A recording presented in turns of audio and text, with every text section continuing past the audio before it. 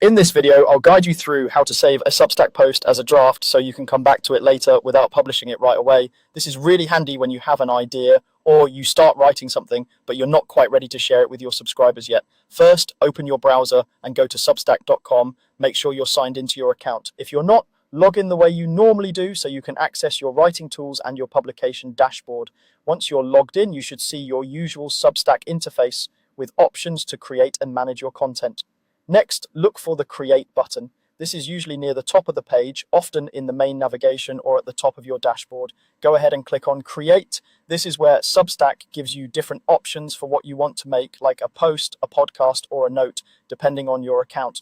For this tutorial, we're going to focus on creating a note. So after you click Create, select the Note option. This will open up the Substack Notes editor, which is a simple space for you to quickly jot down your thoughts, share short updates, or draft ideas that you might want to expand on later. Now, you'll see a text area where you can start typing.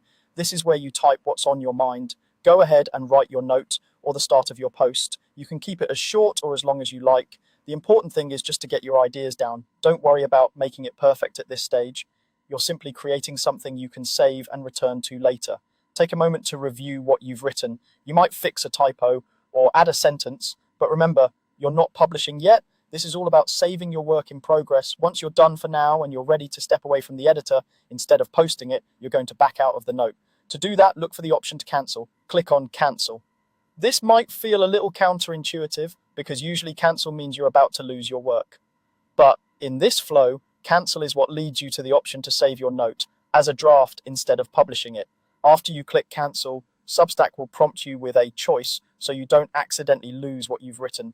Here you'll see an option to save. Go ahead and click Save. What this does is store your note so that it's not visible publicly, but it's safely kept in your account. Once you've saved it, you'll be able to come back later, reopen the note, continue editing, or choose to publish it when you're ready. Using this simple process is a great way to capture ideas on the fly and make sure nothing gets lost, even if you're not ready to share it yet.